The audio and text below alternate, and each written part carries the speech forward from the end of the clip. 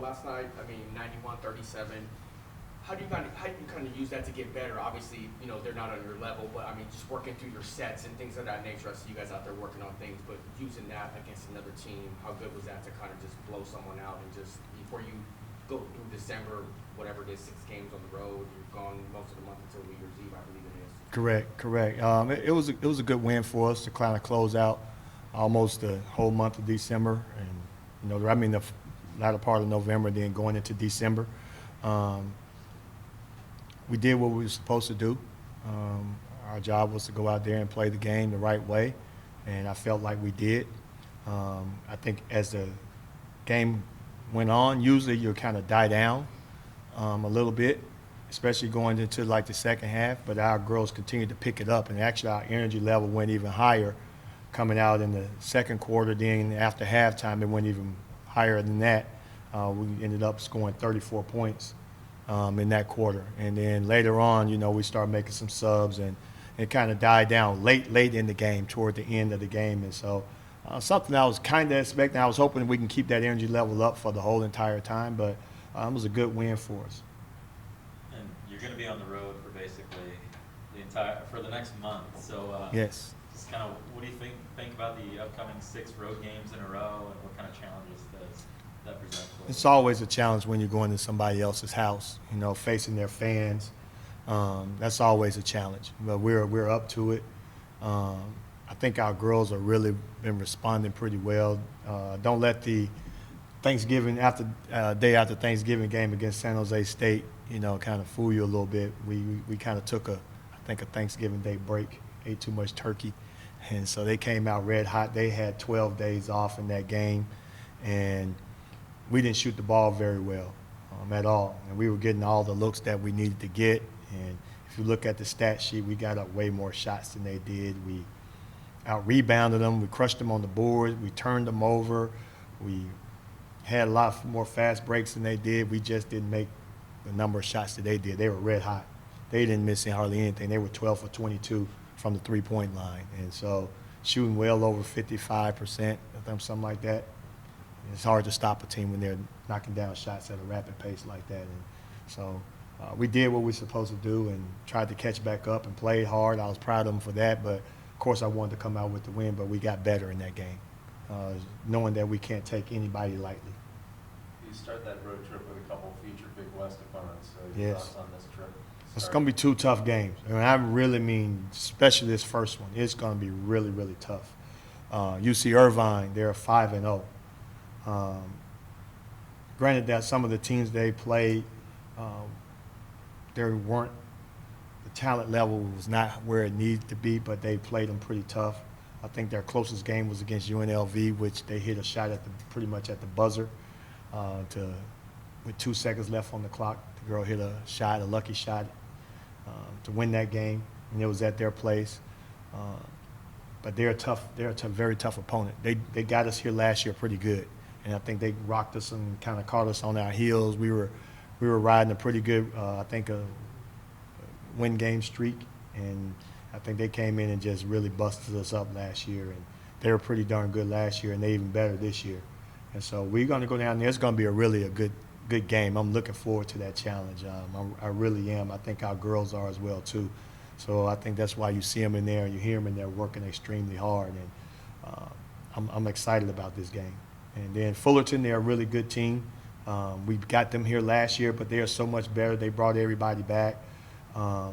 They're a team that's going to be pretty good. They have a pretty good post player that they rely on a lot. So it's going to be a tough challenge for us on that road, but I'm looking forward to it. And it will be a great test for us to see how we stack up with the Big West schools. We played Santa Barbara already so far. We beat them, kind of let them back into the game, but it's going to be a really good test for us. Other than wins and losses, what do you hope to accomplish this 6-game trip? What do you want to see? What are you looking for? Just our girls to continue to get better and gel as a unit, be able to consistently knock down shots and run our stuff, really buy into the game plan. Last night I saw it where they really bought into it, and as the game got better, went on even more, they got better with buying into the game plan, especially on the defensive end. Right after we scored, we were jumping into like a semi-press, And then we'll go back into our zone. And they really did a good job of that. Really, after we made shots at the beginning, it was rough because I was telling them to do it. Something we've been working on it in practice, but then just putting it in live game situation, we haven't been able to do it. They haven't been used to just knocking down shots and then jumping right into the press. So this time, as the game went on, they started doing it and it became habit forming. And so that's something that you want to see, and that's something that we're going to continue to try to do on this 6-game road trip, is try to continue to get better and be more consistent and be ready for us to be able to play on the road when it comes to us going into that conference. Is there a place you're most looking forward to playing in the month of December and a place you're least looking forward to going to? Well, of course, this first game is a tough one for us. I'm definitely looking forward to that because this team is really good. I mean, UC Irvine is really good. They're at the level of Wright State, and Wright State was a tough team. And I don't know if you've been following Wright State's record lately or not, but they've been winning some games. I think they're now have a winning record now. I think they're like 4-3 right now, and they're doing really, really well. Past these 2 games right here, I think we go to Nebraska. I'm not looking forward to the cold, but I know they have a really good eating place over there that I'm looking forward to going to. But the cold weather, definitely not looking forward to that. But they have a nice facility, nice arena. Looking forward to getting inside that nice, warm, cozy gym. So thank God for indoor sports. And what's the restaurant? Oh, it's a little fish place, a little fish shack they have over there that's really good. That our vice president told us about, who Dr. Wallace, he used to work there. So he knew all about it. He took us there the last time we played there. And really good place to eat. And Malaysia Henry, it seemed like, she kind of flipped a switch at the end of last season, especially in the WAC tournament. And then this year, she has played like 5 or 6 games in double figures in terms of points. Just, what have you seen out of her starting from the end of last season to now?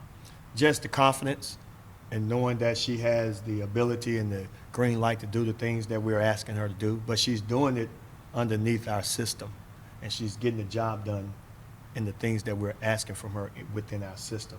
She's not doing it on her own, not going outside the system.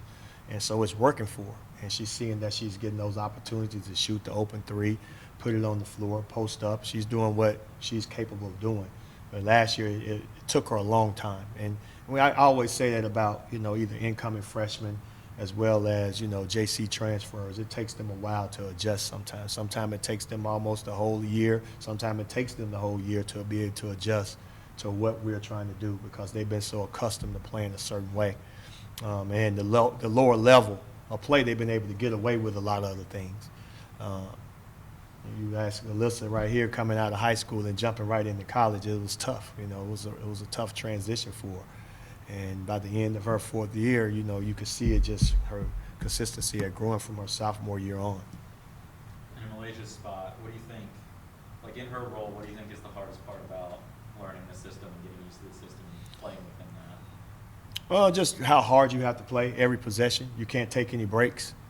You don't have room for that. By the time you take a break, your man either cut on you, somebody now rebounded you, they're shooting the ball in your face. You don't have any room for error at this level, especially when you're playing against another Division I opponent. I don't care how less of an opponent you feel like they are. If you cut them any slack, they will beat you.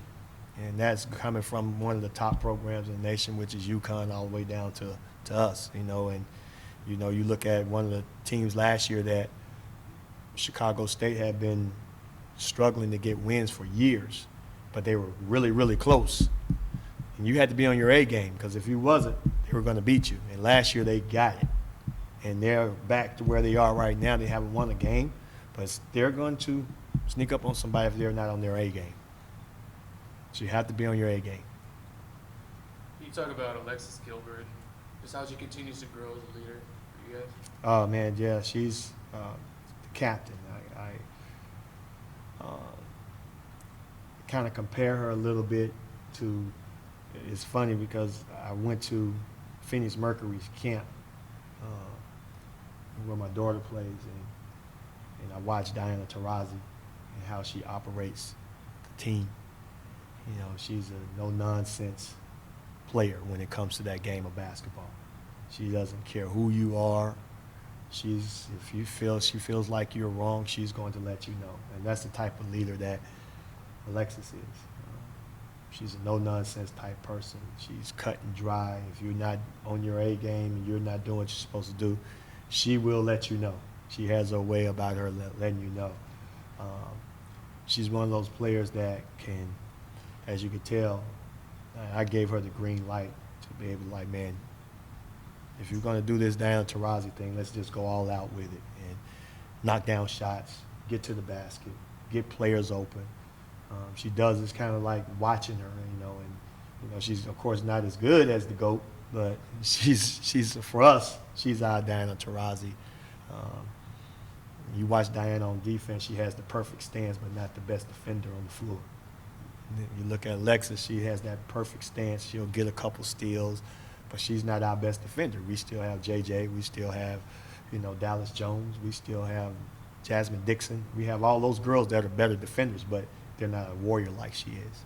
And so she brings that warrior mentality and that leadership, always talking on the floor and always communicating with her teammates on where to go. She directs people in traffic on defense, and then she's able to step up and make big shots. Greg, when you saw Jazzy a couple of years ago, I guess when I first got here, she was a sophomore at Independence. Did you know she was like probably one of the kids that you had to keep here to come play for you, just because of Independence had won a couple titles and this, that, and the other. And she's a pretty good baller and fits your scheme. But is she the one girl that was here at Bakersfield that you were like, she can't get away? Yeah. When the year she was coming out, because it was a couple girls. Actually, it was 3 girls. That was 2 at that time. It was her and another girl from Ridgeview. Were the 2 that were coming out, and they were both on the same club team. And so I had a choice I could make. I could either pick, I could pick Dana, or I can go with Jasmine Dixon. And I looked at how hard Jasmine Dixon played and what she did on the club team and how hard she got after it. And she was a quiet player, She's still somewhat quiet. She's starting to finally open up. But, man, the defensive effort, and you look at her length of her arms for a girl that, you look at her, she looks taller than what she really is because of her length of her arms, man. Her wingspan is ridiculous. Yes. Yeah, she has a ridiculous wingspan, and, man, how hard she plays and what she does on the defensive end, she gets after it. And I've seen that part, and by me redshirting her freshman year coming into college just made her even better. And now that she's more vocal, she's still not where we want her to be talking-wise, but by her being somewhat vocal and doing the things we're asking her to do, she's gotten so much better. And you can see it out there on that floor. We have time for one more question. Long road trip, cohesiveness, does that help down the road? Oh, definitely. And this, I can't say it enough how much of a pleasure it's been to coach this team. They're just a great group of young ladies that get along so well. And I'm going to knock on wood on that because they get along really, really well off the floor. They get along well on the floor. I think last game one of the girls kind of got outside the box and tried to do something that she wasn't supposed to be doing out there on the floor. And Alexis kind of got into her, and there was nothing else said, and we moved on and played basketball. Usually, especially with women's basketball, you get that, it's going to be some type of back and forth type of stuff. But I can't say that enough, and I'm looking forward to continuing to coach them and watch them get better and better and better each game.